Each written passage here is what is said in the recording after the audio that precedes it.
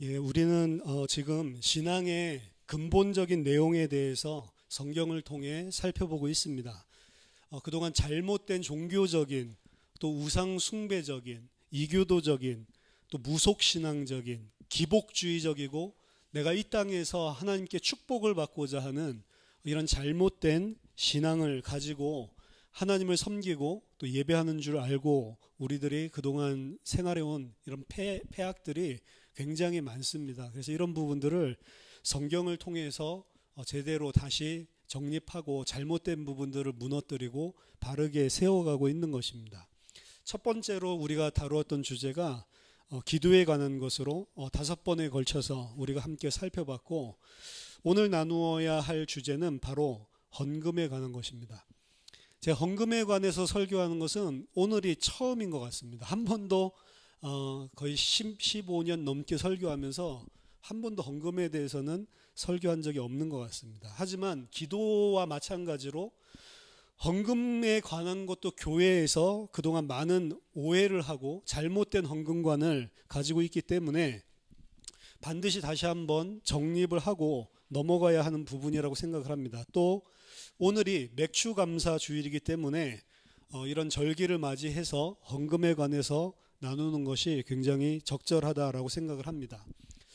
오늘 본문에 보면 41절에 예수께서 헌금함을 대하여 앉으사 무리가 어떻게 헌금함에 돈 넣는가를 보실세라고 이야기를 합니다.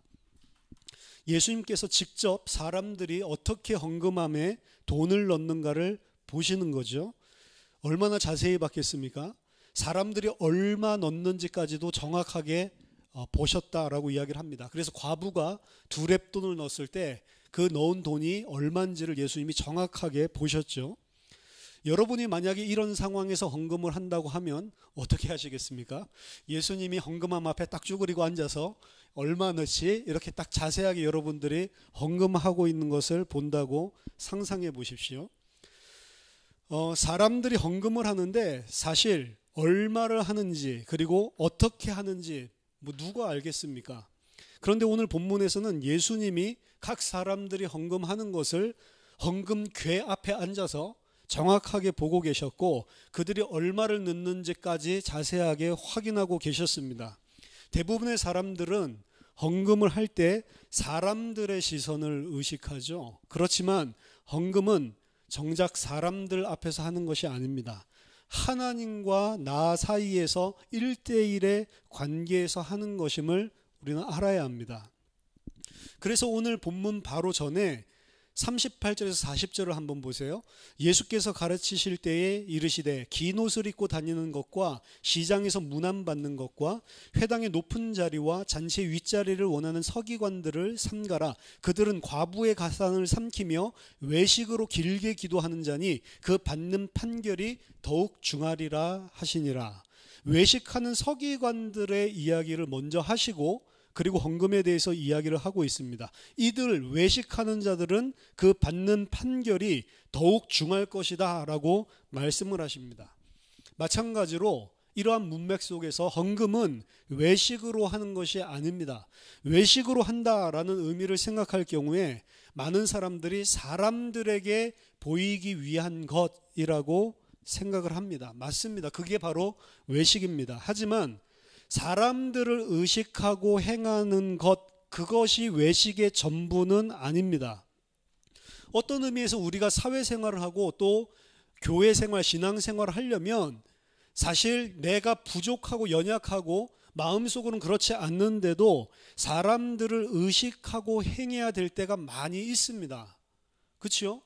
목사기 때문에 내가 진짜로 부족하고 연약한데도 그 부족하고 연약한 것을 사람들 앞에서 나타내지 말아야 될 때가 있는 것입니다. 맞죠? 왜냐하면 그 지체들이 시험 들까 봐. 오늘 예배 끝나고 여러분들이 다 나가시는데 제가 출입구 앞에 서서 담배 피고 있고 여러분들이 식사하러 갔는데 제가 막 소주에 취해가지고 막 이러고 있으면 여러분이 신앙이 굉장히 흔들리게 되고 내가 저 사람 말 들어도 돼? 저런 사람이 우리 목사였어? 생각하게 되죠. 그러니까 그런 부분들을 당연히 인식해야 됩니다. 술 좋아하더라도 숨어서 꼴짝꼴짝 마셔야지 성도들 앞에서 마시고 취하고 깽판 부리면 안 되는 거죠. 극단적으로 이야기를 했지만 옷 입는 것도 그렇고, 그리고 자신의 인격이 부족한데도 불구하고 교회 공동체 생활에서 원래 그렇게 배려 잘 안 하는데도 배려를 해주고, 이런 것들은 교회 지체들에게 도움을 주는 것이고, 어떤 면에서는 그들이 상처받지 않고 신앙생활 잘하도록 돕는 것입니다. 그것 전부 다를 외식이다라고 말할 수는 없는 것입니다. 사람들은 당연히 어떤 의미에서 사람을 의식하고 행해야 되는 영역이 존재를 한다니까요. 따라서 복음을 정말로 깨닫고 은혜를 받은 자가 우리가 맞다고 하면 다른 사람에게 유익이 되는 방향으로 조금 힘든 부분이 있더라도 그 지체들의 신앙에 도움이 되고 그 지체들을 위해서 참기도 하고 행동도 자제하는 부분이 있어야 됩니다. 난 외식하지 않아 이러면서 난 막 상처 주면서 말도 함부로 하고, 나는 원래 성격이 이래 막 터트려버리고, 그게 전혀 잘하는 게 아니란 말이야. 그러면서 그래도 나는 속에 꿍 하고 있으면서 이러진 않아. 꿍 하고 있으라니까요. 그래 다른 사람에게 좀 더 유익이 될 거 아닙니까? 다른 사람 상처 다 줘놓고 나는 원래 이렇게 쿨해, 그리고 나는 이렇게 한번 터뜨리고는 기억 안 해. 그 사람은 기억한다니까. 그러니까 우리가 사람들과 함께 생활하는 데 있어서는 이렇게 행해야 합니다. 그게 외식이 아니라고요. 그거는 어떤 면에서 우리가 참고 인내하고 내 자신이 더럽고 이상한 성격이지만 다른 지체들을 위해서 더 낮아지는 것들을 내가 하나님 앞에서 순종한다라고도 볼 수가 있는 영역이고, 그것 자체가 외식의 전부는 아니라고. 진짜 중요한 외식은 그것이 아닙니다. 진짜 외식에서 더 중요한 것은 우리가 이런 올바른 행위를 함으로 인해서 하나님의 호의와 하나님의 축복을 받아낼 수 있다고 생각하고 행하는 것이 진짜 외식의 의미입니다. 따라서 서기관들은 왜 길게 기도합니까? 서기관들은 왜 그렇게 하나님의 말씀을 철저하게 지킵니까? 그 사람들은 자신들이 정성을 다하고 열심히 하고 길게 기도한다면 하나님이 그 정성을 보시고 가상히 여겨서 응답 주신다고 생각했기 때문에 그렇게 하는 것입니다. 그들은 왜 그렇게 철저하게 율법을 지킵니까? 내가 율법을 제대로 지키면 하나님이 축복하고 지키지 않으면 저주하는 분이라고 생각을 했기 때문에 그렇게 행하는 거라고요. 따라서 그들이 행하고 있는 기도는 우리가 5주간에 걸쳐서 살펴봤지만 그 길게 하는 기도가 사실은 종교적인 우상 숭배적인 기도라고요. 이렇게 행하는 것이 참된 외식의 의미입니다.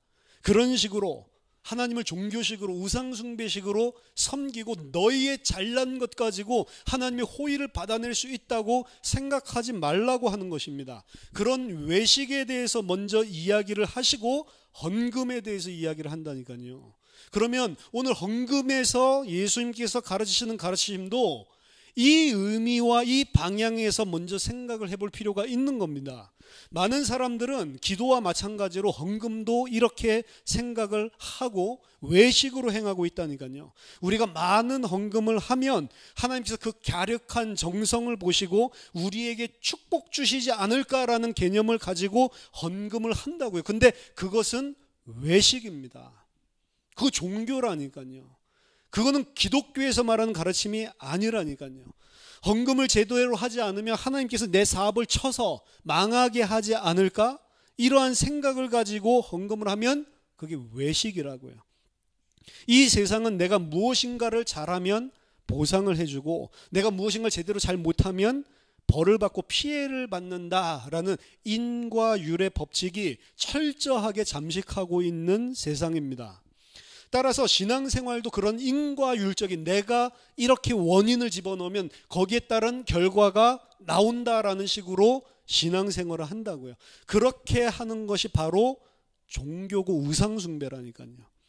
다른 종교와 우상숭배도 가만히 쳐다보면 이 세상의 논리, 인과율의 법칙 안에서 모든 것을 가르치고 있다고요.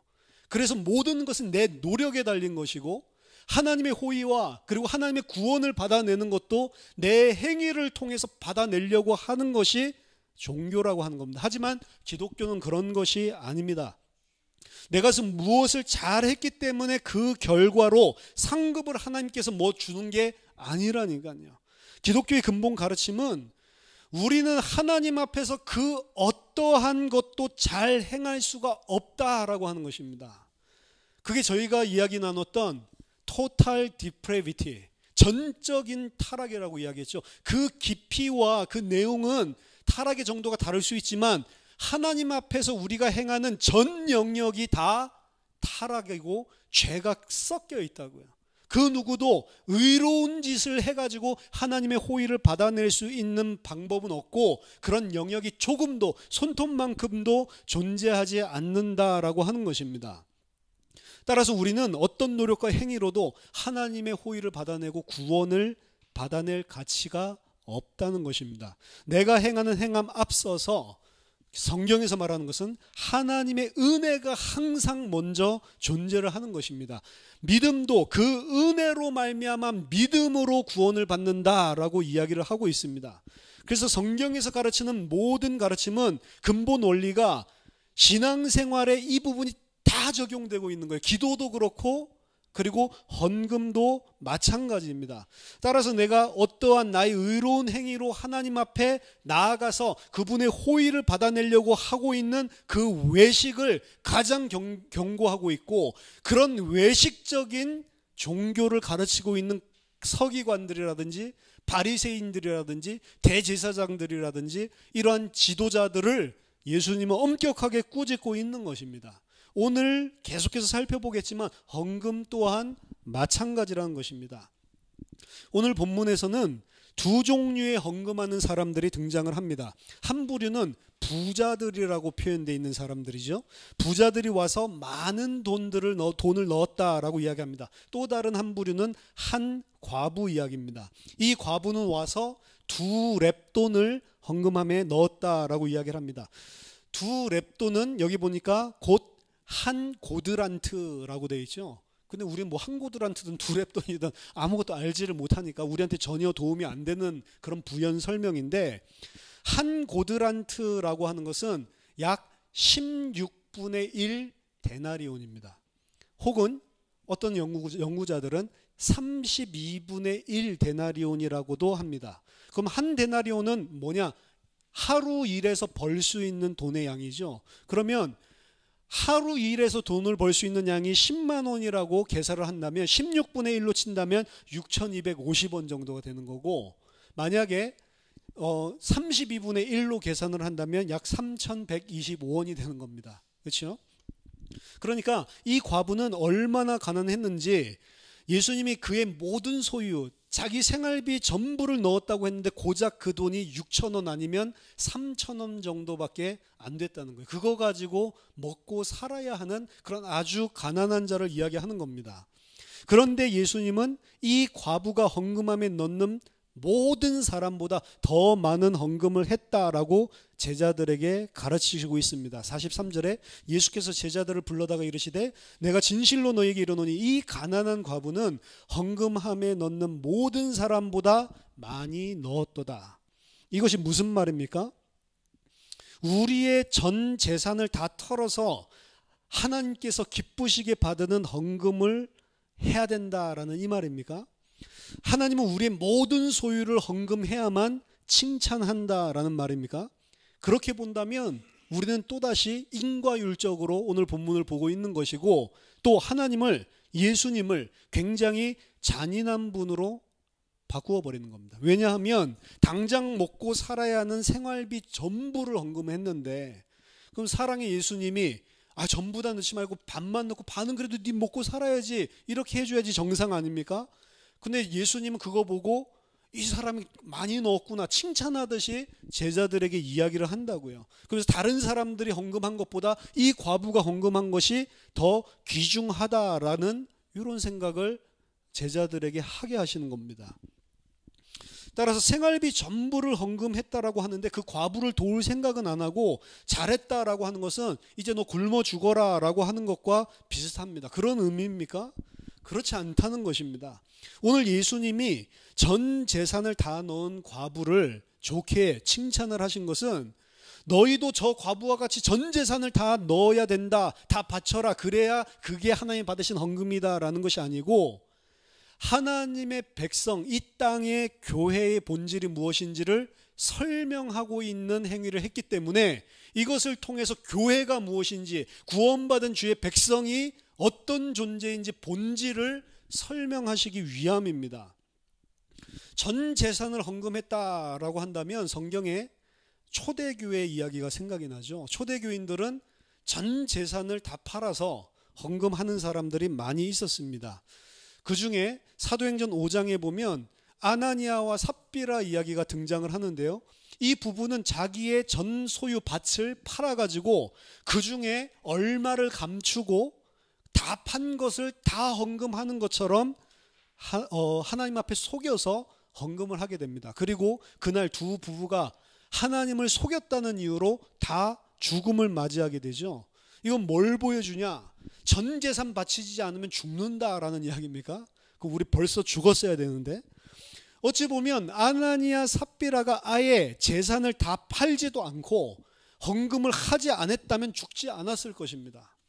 오히려 이 사람들은 다 팔고 얼마를 좀 놔두고 감추고 하나님을 속였다는 이유로 죽어버렸단 말이에요. 차라리 나는 아직 그런 믿음이 안 되니까 헌금 안 했으면 안 죽었을 것을, 이 사람은 하나님 앞에 괜히 헌금을, 그것도 얼마 감췄다. 제가 봤을 때 많이 감춘 것 같지도 않아요. 많이 헌금을 했는데 그 액수가 꽤 컸을 거라고 생각을 하는데 헌금을 했는데 죽었다고요. 헌금 안 한 사람은 살고 헌금한 사람은 오히려 죽게 됐습니다.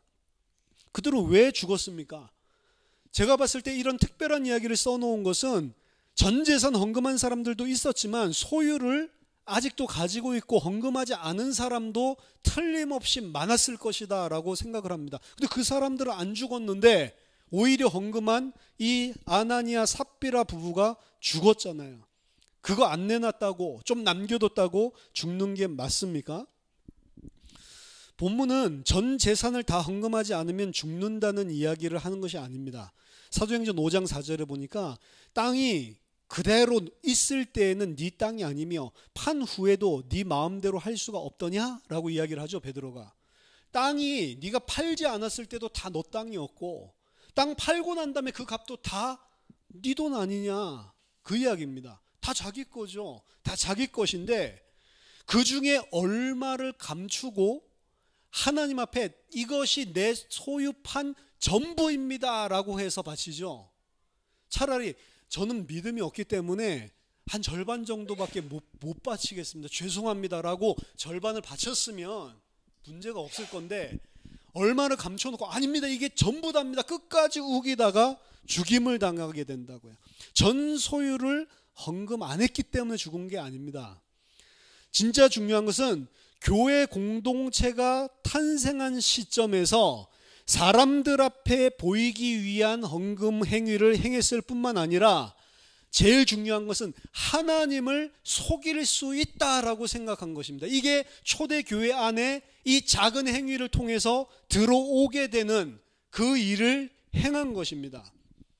교회 안에서 죄라고 하는 존재가 그것이 크든 아니든 이들의 아나니아 삽비라 같이 작은 경우이든 교회 안에는 이 조그만 죄라도 용납하지 않는다라고 하는 하나님 나라의 원리를 보여주는 사건이지, 전 소유를 팔아서 너희들이 헌금하지 않으면 아나니아 삽비라처럼 죽는다라고 하는 이야기가 아니란 것입니다. 왜냐하면 교회는 천국의 모형입니다. 천국에는 여러분들이 새하늘과 새 땅을 보시면 알겠지만 그 어떤 조그마한 죄도 용납하지 않고 그 죄도 존재하지 않는 것입니다. 그곳에 사는 백성들은 더 이상 죄를 행할 수도 없고 죄 때문에 더 이상 죽음을 당할 수도 없는 완전한 상태의 사람들만 새하늘과 새 땅에 들어가 있는 거라고요. 그 새하늘과 새 땅의 모형이 교회라니까요. 이 땅의 교회인데 그 교회가 처음 탄생해서 교회가 무엇인지를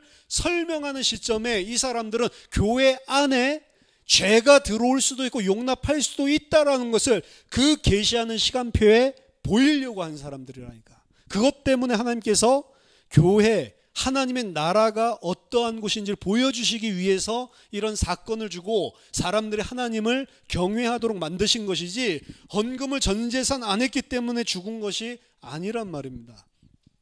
그러면 천국, 하나님의 나라의 본질을 보여주는 참된 교회의 모습은 어떤 모습입니까? 사도행전 2장 44절 45절을 보면 믿는 사람이 다 함께 있어 모든 물건을 서로 통용하고 또 재산과 소유를 팔아 각 사람의 필요를 따라 나눠줬다라고 이야기를 하죠. 이게 초대교회 공동체입니다. 사도행전 4장 32절에서 35절도 믿는 무리가 한 마음과 한 뜻이 되어 모든 물건을 서로 통용하고 자기 재물을 조금도 자기 것이라 하는 이가 하나도 없더라. 사도들이 큰 권능으로 주 예수의 부활을 증언하니 무리가 큰 은혜를 받아 그 중에 가난한 사람이 없으니 이는 밭과 집에 있는 자는 팔아 그의 판 것을 값을 가져다가 사도들의 발 앞에 두매 그들이 각 사람의 필요를 따라 나누어 줌이라. 초대교회의 공동체는 천국의 모형, 새하늘과 새 땅의 모형인데 그 모습을 보여주고 있는 게 오늘 사도행전 2장, 사도행전 4장에서 보여주고 있는 본질적인 천국의 모습이라고요. 이 땅에서 사는 교회의 모습을 통해, 특히 처음 탄생한 교회를 통해 그 모습을 보여주는 것입니다. 그러면 우리가 초대교회로 돌아가자, 성령의 교회로 돌아가자라고 해서 우리도 이러한 공동체를 재현하기 위해 전 재산을 다 팔아야 됩니까? 그것이 아닙니다.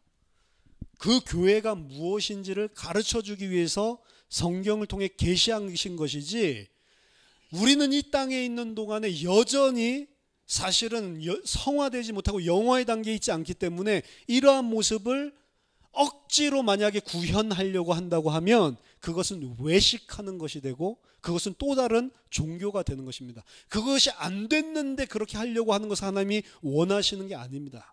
그게 본질이 아니란 말입니다. 구약 시대에 바쳤던 헌금을 보면 이들이 성전에 올라올 때 항상 제물을 가지고 왔고 각 절기마다 너희 빈손으로 오지 말라라고 하나님이 분명히 명령하시죠. 그래서 이들은 항상 성전에 갈 때 제물을 가지고 올라갔습니다. 그게 감사제건 뭐건, 그게 자기 죄를 속하기 위한 양이건 아니면 자기가 감사를 표현하기 위한 소제건, 소제도 물론 피제사와 함께 드렸는데, 이들이 제물을 가지고 제사장에게 올라가면 제사장이 그 사람을 안수하고 그 사람의 죄를 제물에게 전가하고 난 다음에 그 제물에 피를 흘리고 번제를 드리고 다 불살라 버리면서 그 죄의 용서를 받죠.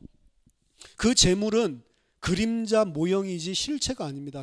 히브리서 9장 9절 10절 보면 이 장막은 현재까지의 비유니 이에 따라 드리는 예물과 제사는 섬기는 자를 그 양심상 온전하게 할 수 없나니 이런 것은 먹고 마시는 것과 여러 가지 씻는 것과 함께 육체의 예법일 뿐이며 개혁할 때까지 맡겨두신 것이니라.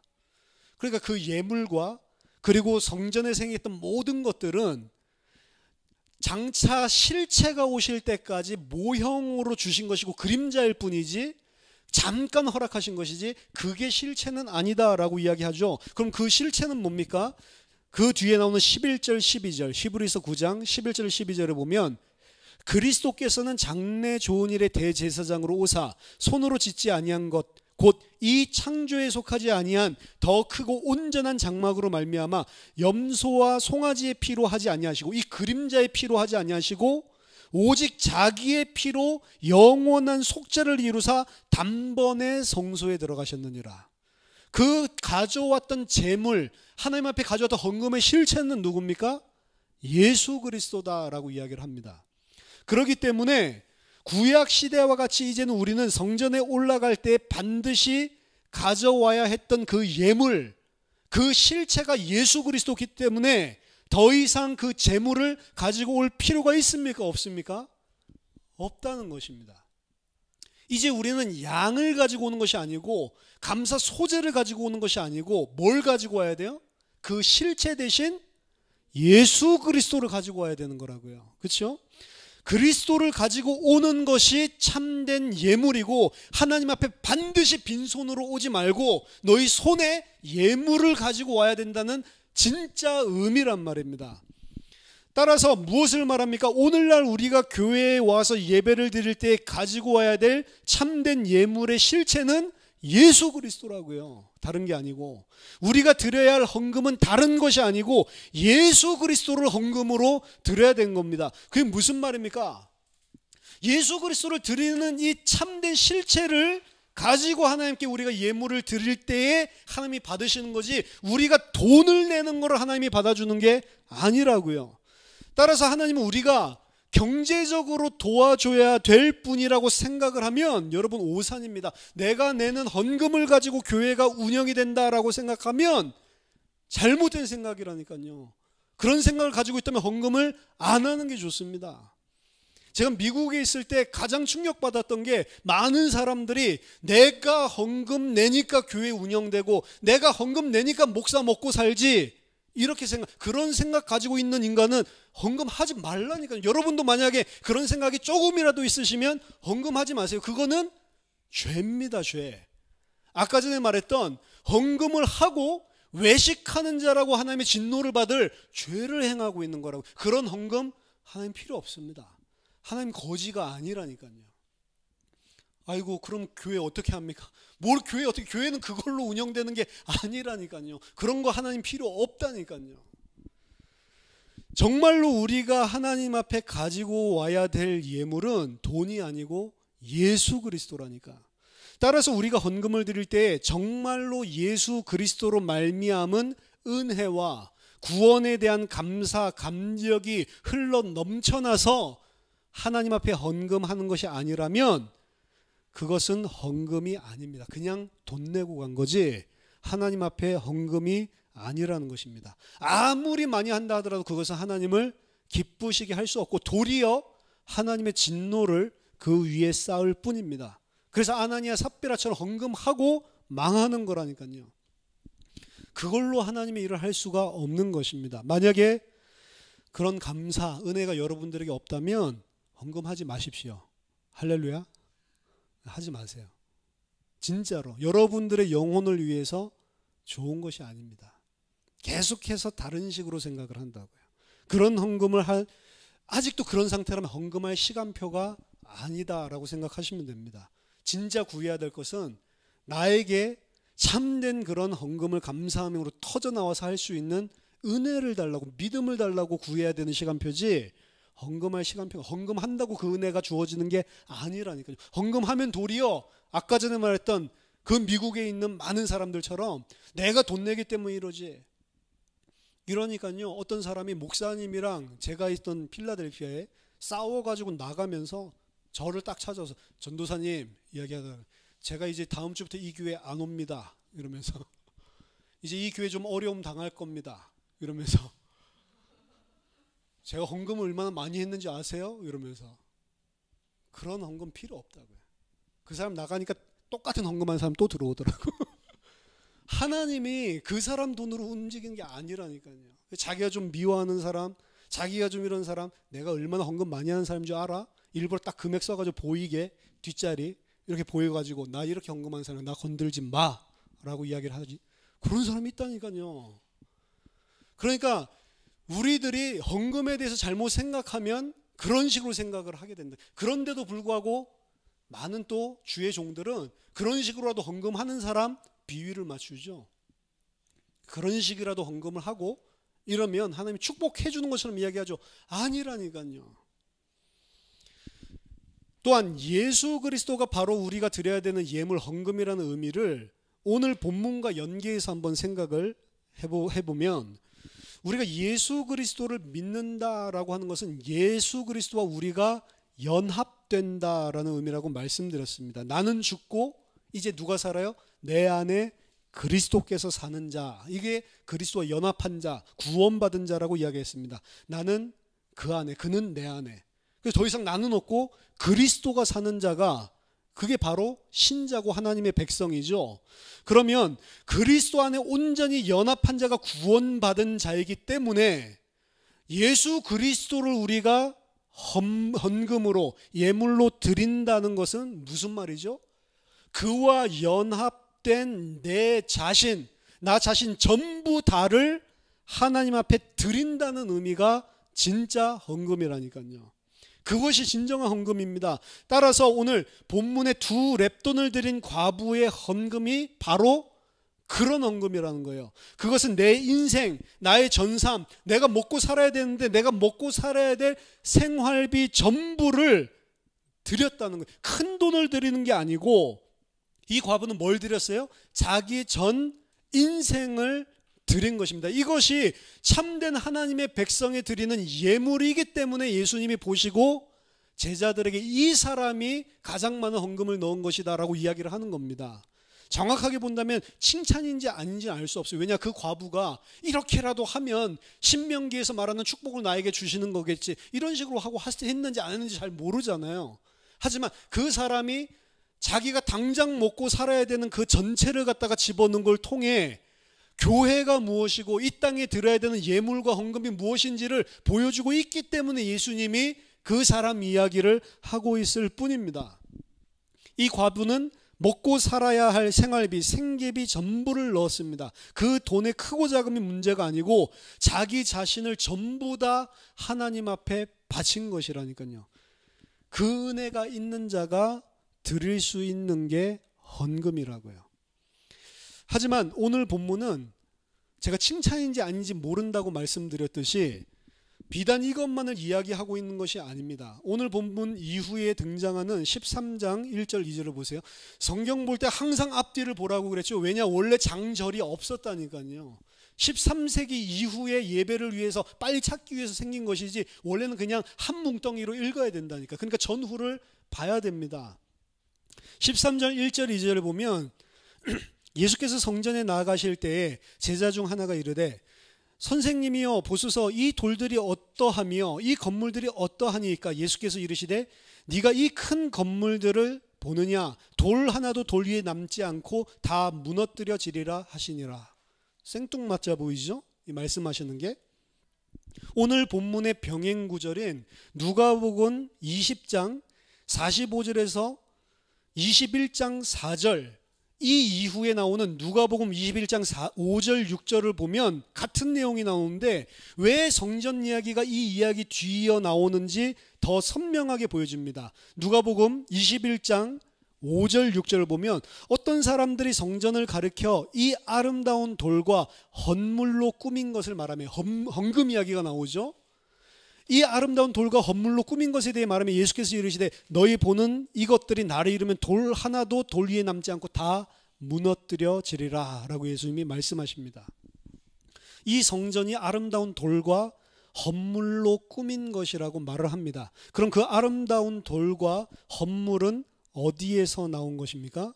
자기의 전 재산, 생계비 전체를 드린 과부와 같은 자들에게서 나온 것입니다.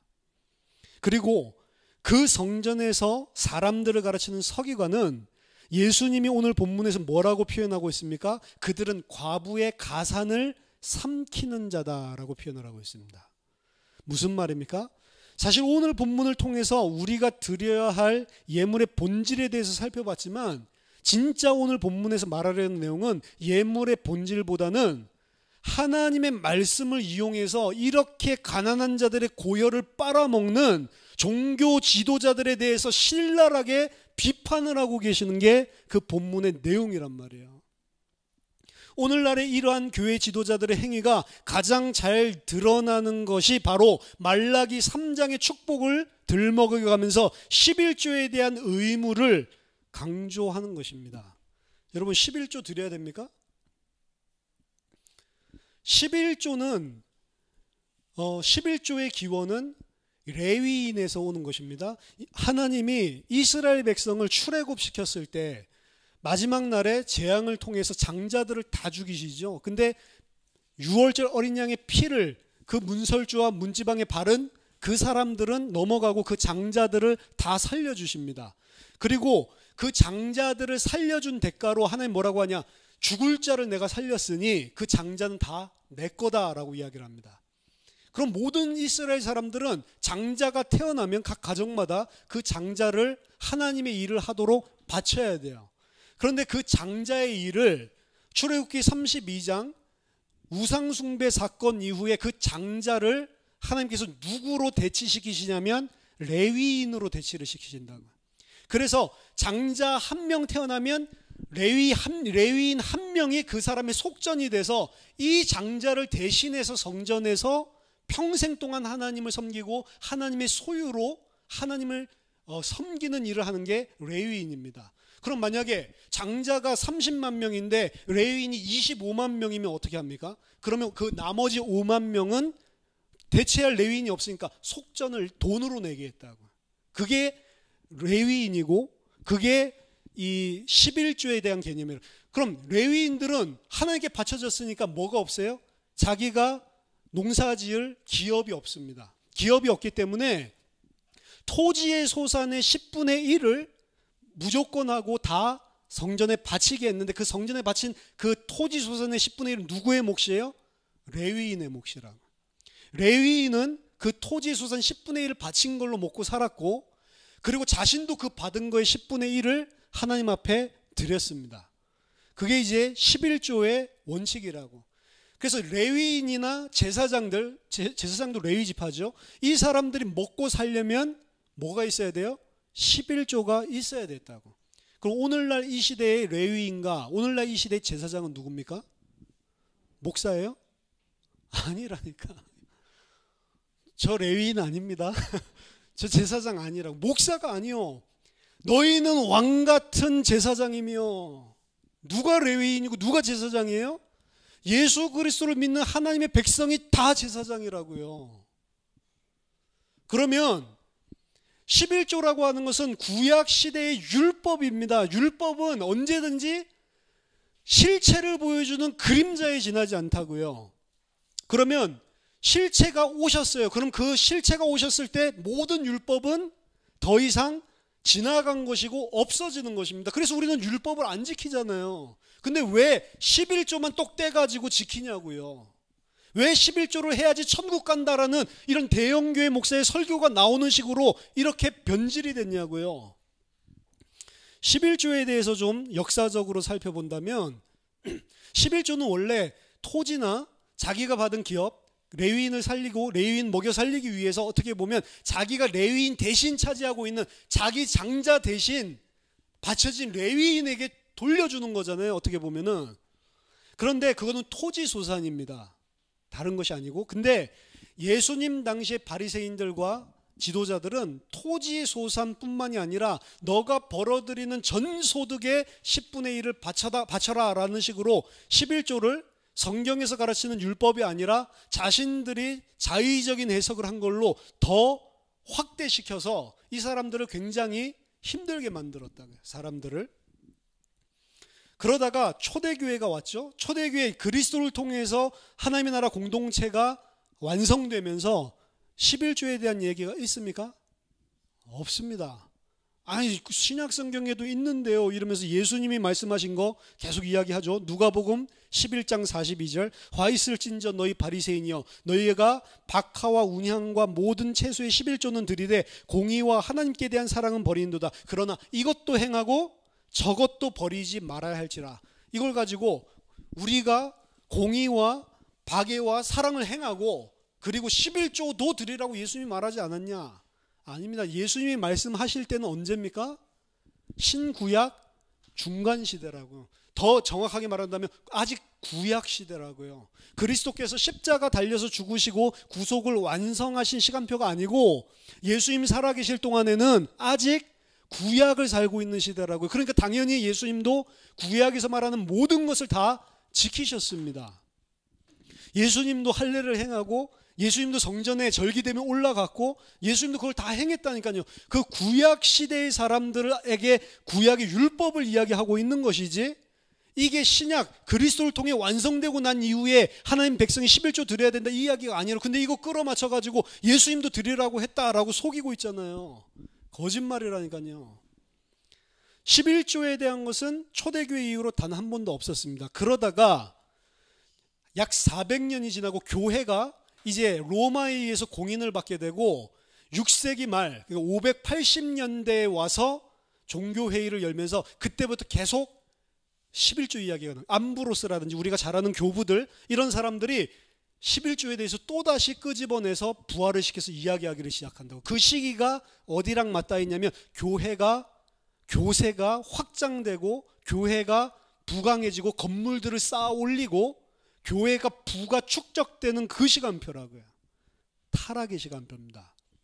그리고 AD 800년도에 교부 회의를 열어가지고 아예 11조가 하나님이 원하시는 헌금이다라고 딱 규정을 짓습니다. 그때부터 11조를 난리를 치면서 또 받아내기 시작한 1세기 때 바리새교가 자기 교세와 그리고 백성들의 고열, 과부의 고열을 빨아들이면서 11조를 갖다가 자의적으로 해석을 해서 이야기를 했듯이 어느 정도까지 이야기했다고 하냐면 이 사람들은 만약에 너희가 11조 내면 우리가 말하는 대로 정확하게 내면 지옥에 간다 할지라도 12개월 동안 그 죄의 형량을 면하게 해준다. 이런 식으로 이야기하면서 11조를 받아냈다고요. 바리새인들, 유대인들이, 종교 지도자들이. 그랬던 게 초대교회가 탄생하면서 없어졌다가 6세기 점점 교회가 성장을 하고 교회 교권이 세지고 그리고 8세기에 가서 중세 암흑시대라고 하는 그 시대는 아예 회의에서 이거 11조가 하나님이 원하시는 헌금 명목으로 집어넣었고 이 사람들에게 11조를 받아내기 시작을 한 겁니다. 그리고 14세기에 가면 이런 11조를 포함한 각종 헌금이 엄청나게 사람들을 힘들게 만든다고요. 그게 전부 다 교회의 육신적인 번영과 타락과 맞물려서 돌아가는 게 11조라고요. 그래서 16세기에 마틴 루터를 통해서 종교 개혁이 일어나면서 마틴 루터는 뭐라고 말했냐? 교회는 11조를 포함해서 어떠한 헌금도 강요해서는 안 되며 헌금은 자발적으로 하나님의 은혜로 할 수 있게 해야 된다라고 공표를 합니다. 그게 개혁주의라고요. 근데 오늘날 개혁주의의 산실이라고 이야기를 하고 개혁주의의 전통을 이어받았다고 하는 한국교회는 왜 11조를 가지고 지옥 간다라고 협박을 하고 있냐고. 11조를 하면 얼마나 복을 주실지를 봐라. 말라기 3장 펼쳐가면서 넣고 들고 차고 흔들어 가지고 어떻게 하나님이 그러면서 우리들이 뭐 많이 넣으려면 툭툭툭 치고 흔들고 이러지 않냐. 그래서 하나님께서 흔들고 칠 정도로 복 쌓아주니까 11조 드려봐라. 성경에서 하나님을 시험해 보라고 하는 구절이 하나 있다. 11조다. 그래서 하나님 시험해 봅시다. 말이 돼요? 지금 하나님 시험해 보라고 하는 게? 말도 안 되는 거잖아요. 그럼 오늘날에 전 세계 교회적으로 11조를 강조하고 11조를 드리라고 강요하는 나라는 한국이 유일합니다. 미국의 일부 교회들이 있지만 일부 교회고 한국이 유일하다니까요. 왜 이렇게 됐죠, 한국이? 한국은 기독교 역사가 100년 조금 넘었습니다. 하지만 급격하게 교회가 부흥을 하고 대형 교회들이 생기면서 엄청난 부와 권력을 쌓기 시작을 했다고. 목사가 법조계도 다 움직입니다. 자기 교회 장로들이 법조계에서 다 일을 하고 있으니까 재판이나 이런 데 판사들 12명 모아가지고 회의하고 이쪽으로 좀 밀어주십시오 라고도 이야기를 하고 그런 것이 대형 교회에서 일어났던 비리 이런 것들에 연루되어 있는 걸 우리가 봤잖아요. 뉴스를 통해서 얼마 전에. 급격하게 부유하고 건물을 쌓아 올려야 되고 교회의 재산과 부가 축적돼야 하는 경우에 항상 등장하게 된 게 이 구약의 율법을 들고 나서서 11조 하라고 하는 거라고요.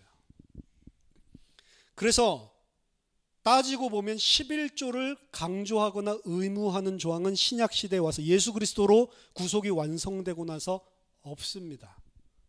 사실은 어떤 면에서는 감사헌금, 주일헌금, 선교헌금, 건축헌금, 11조 이런 제목 없습니다. 그냥 한 봉투에다가 교회에서 하나님의 일에 쓰도록 그냥 넣으면 되는 거예요.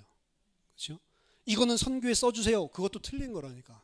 누구 마음대로 그걸 정해가지고 내가 이걸 원하니까 그렇게 해주세요. 그게 아니고 하나님 앞에 그냥 드리면 무슨 명목 자체가 사실은 필요가 없는 거예요. 그냥 다 뭉뚱거려가지고 한 봉투에 넣으면 되는 게 헌금입니다, 사실은. 그리고 그것을 어떤 율법적인 의무나 내가 축복받기 위해서 그런 게 아니라고. 근데 거의 11조 선교하거나 혹은 건축헌금 설교를 하거나 아니면 교회의 헌금을 강조하는 목사들의 설교를 보세요. 전부 다 그 설교 강조하면서 뭐 이야기하죠? 그렇게 하니까 복 주더라. 아닙니까? 그게 거짓 선지자라고요. 성경에 의하면 거짓 선지자입니다. 사람들의 고열을 여기서 오늘 말하면 과부의 가산을 빨아먹는 자들이라. 그런 법은 없습니다. 11조하고 성공한 일예를 들면서 기업가 완전 가난했었는데 그렇게 헌신하고 헌금했더니 이렇게 큰 기업을 가지게 됐다. 그런 사람들 앞에다 간증 세우죠. 그런 사람이 있습니다. 그러지 않은 사람 얼마나 많은데요. 일평생 11조 했는데 무슨 가세가 키워지긴커녕 계속 어렵고 힘든 사람 얼마나 많아. 왜 그런 사람 간증 안 세워요? 내가 해보니까 아니다. 그런 사람 훨씬 많을 건데, 제가 봤을 때. 자기가 주장하려고 하는 바를, 거짓 선지자, 성경에서 말하지 않는 것을 증명하기 위해서 거짓 증인들을 세우고 있는 거라니까. 우리가 계시록 살펴보지만 그게 바로 바벨론이고, 그게 바로 음녀고, 그게 거짓 선지자고, 그게 짐승이라니까요. 타락한 겁니다, 지금. 계속해서 이렇게 하고 있는 것은. 심지어 이 종교개혁 이후에 천주교에서도 우리가 좀 심했지, 11조 가지고 그렇게 한 거는, 이래가지고 11조 이야기 안 한다니까, 천주교도. 근데 왜 개혁주의의 산실이 그 전통을 받았다고 하는 한국교회만 다 이 모양이냔 말이에요. 개혁주의는 개혁주의라고 하면서. 아니라니까요. 따라서 헌금, 11조 이런 부분들은 한 가지 원리로 하는 겁니다. 아까 전에 말했던 것처럼 예수 그리스도와 연합한 자가 그 구원에 감사해서 내 인생 전체를 드리는 마음을 가지고 기쁨과 감격이 흘러나온 만큼 내 마음속에서 감사로, 은혜로 하는 것이지 인색함으로 하는 게 아니라니까요. 고린도후서 9장 5절에서 15절에 바울이 연보에 대해서 이야기를 합니다. 그러므로 내가 이 형제들로 먼저 너희에게 가서 너희가 전에 약속한 연보를 미리 준비하게 하도록 권면하는 것이 필요한 줄로 생각하였노니 이렇게 준비하여야 참 연보답고 억지가 아니니라. 이것이 곧 적게 심는 자는 적게 거두고 많이 심는 자는 많이 거둔다 하는 말이로다. 각각 그 마음에 정한 대로 할 것이요 인색함으로나 억지로 말지니 하나님은 즐겨내는 자를 사랑하시느니라.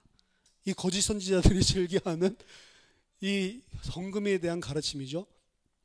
적게 심은 자는 적게 거두고 많이 심은 자는 많이 거둔다. 인색함으로 하지 마라. 그래서 너희들이 많이 심도록 하기 위해서 내가 이 사람들을 먼저 보내서 너희 연보를 준비하게 하겠다라고 이야기를 합니다. 이건 뭔 말입니까? 뭘 적게 심고 뭘 거둡니까? 거둔다는 건 뭐죠? 거두는 열매는 뭐죠? 제가 누누이 말씀드렸지만 우리가 이 땅에서 거두는 열매는 이 땅의 번영과 부요가 아닙니다. 지금 무엇을 심고 무엇을 거둔다는 것을 계속 이 땅의 세상의 원리를 가지고 생각을 한다. 그래서 많이 헌금하면 이 땅에서 부유하게 되고 적게 헌금하면 가난하게 살고 쫄쫄 굶고, 그 이야기가 아니라니까요. 뭐를 어디다가 심고 어디다서 뭘 거두냐고요. 무엇을 심습니까?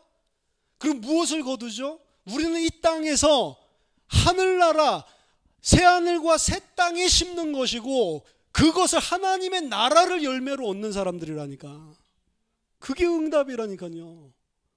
그럼 진짜로 이 사람들이 헌금다운 헌금을 하려면 어떻게 해야 되죠? 내가 하기 싫은데 억지로 이 땅에 열매를 거두기 위해서 헌금하면 그 사람은 적게 열매하는 사람이요, 그 사람은 틀리게 헌금하는 사람이잖아요. 진짜로 헌금하려고 하면 어떻게 하죠? 두 랩돈이라도 자기 전체를 갖다가 하나님 앞에 드리는 참된 그리스도를 드리는 헌금을 해야, 그리스도의 감사 감격에서 나온 헌금을 해야 많이 심고 많이 거두는 거잖아요. 그 이야기를 하는 거라고요. 8절에 하나님이 능히 모든 은혜를 너희에게 넘치게 하시나니 이는 너희로 모든 일에 항상 모든 것이 넉넉하여 모든 착한 일을 넘치게 하려 하심이라. 기록된 바 흩어 가난한 자들에게 주었으니 그의 의가 영원토록 있느니라 함과 같으니라.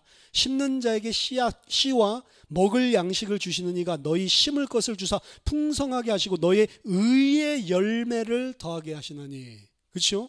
이게 우리 마음속에 이루어진 하나님의 나라의 열매를 이야기하는 거라고요. 너희가 모든 일에 넉넉하여 너그럽게 연보를 함은 그들이 우리로 말미암아 하나님께 감사하게 하는 것이라. 그렇죠? 이 연보를 전달받는 그 교회 사람들이 어떻게 만들게? 하나님께 감사하는 열매가 나오는 거죠.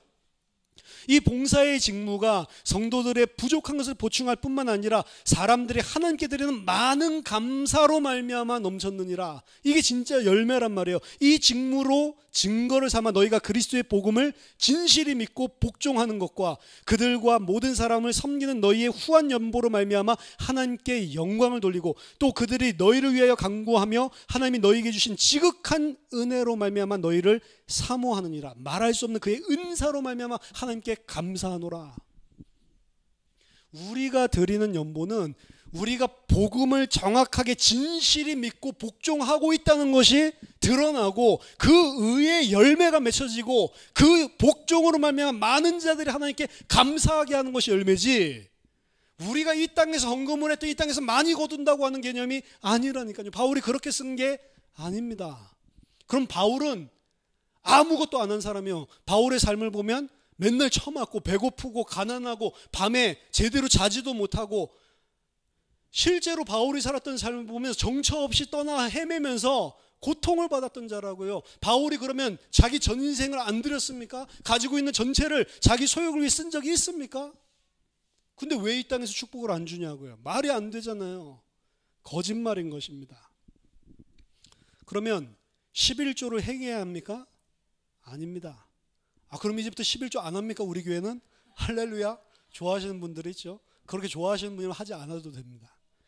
11조는 11조 하는 게 아니에요. 신약에서는 11조가 아니고 전부 다 드리라고 한 겁니다. 전부 다 교회에 드려요? 아까 그거 하는 거 아니라면서요. 내 삶과 내 가지고 있는 소유와 내 시간과 내 모든 것을 다 하나님께 바치고 하나님의 나라에 유익하도록 사용하는 겁니다. 그것이 교회라면 교회 하셔도 되고, 교회가 아니라 다른 부분에 필요하다면 다른 부분. 근데 그렇지만 왜 써야 하고 왜 이것을 이 부분에 내가 드리는지를 여러분들이 생각하시면, 그게 정말로 하나님의 의와 하나님의 나라를 위해서 하는 것이라면 교회에 꼭 한 푼도 안 가져와도 괜찮습니다. 진짜요. 그러면 우리 교회 어떻게 해요? 우리 이제 재정 맡으신 분들, 안 그래도 이게 마이너스 빵꾸가 나가지고 사례비도 줄이고 뭐 이랬는데도 계속 빵꾸 나는데, 이게 어쩌자고 저런 설교를 여기서 하시나? 우리 교회 망하면 어떻습니까? 이렇게 건물 없으면 어때요? 여기 보증금 걸려 있는 거 가지고 그냥 나머지 잔금 치르고 그럼 집에서 예배 드리면 되잖아요. 그렇죠?